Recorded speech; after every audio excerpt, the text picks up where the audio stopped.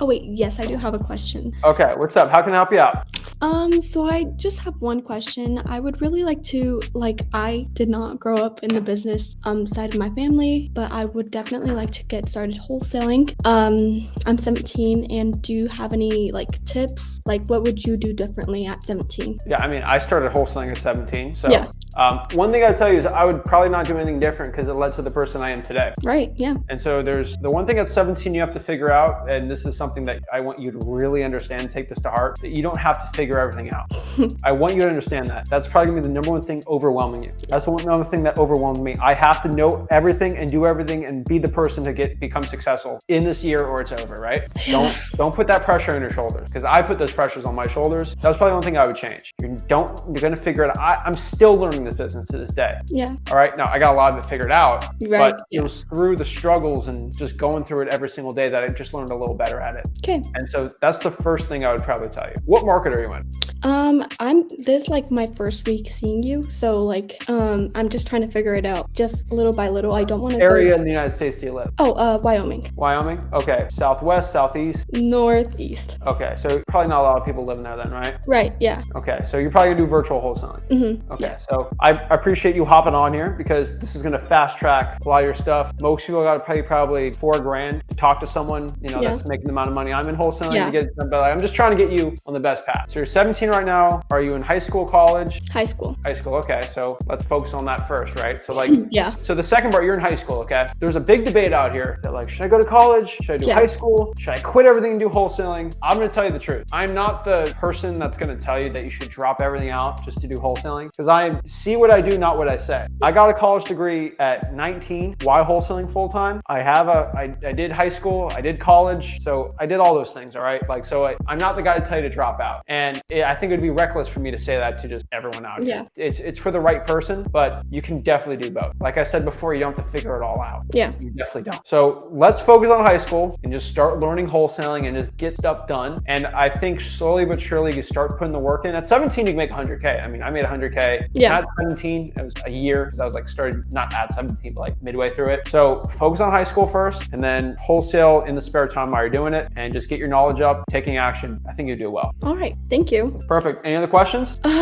Yeah, that's it. Thank you. All right. So the thing you're probably going to be focused on next, which I want you to do, is go through freewholesaling.com. Yeah. Are you on there? Yeah, I am. Go through there. The next step that you're going to probably have to make a decision on is where you're going to do virtual wholesaling. Yeah. So just understand that's your next question. We'll focus on that next week. All right?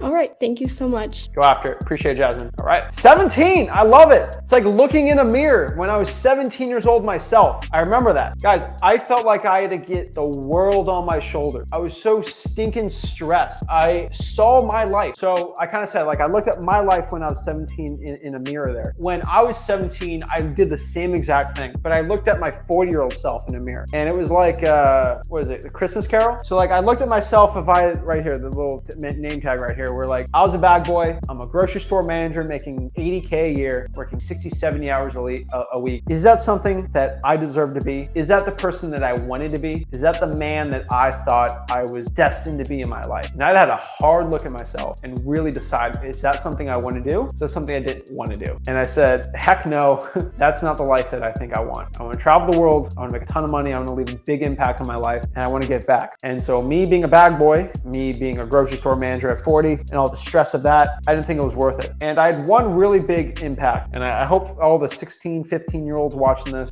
think about this. The amount of stress, anxiety, work, pressure, it is honestly the same as if I just decided to be a grocery store manager at a regular 9-to-5 job. The pressures and the stresses are different, but what I could tell you is at the end of the day, they equal out, because the stress of not having the money I have would have equated some of the stress I had of starting out with nothing. The stresses equate to each other. And so it's the same amount of work. And that's really the way you got to look at it. So the way I mentally look at it, because I'm a very visual learner, is if I'm going to burn 500 calories, but I got to travel somewhere, burning 500 calories on a bike to travel will probably get me, 15 miles. 500 calories running is going to give me 3 miles.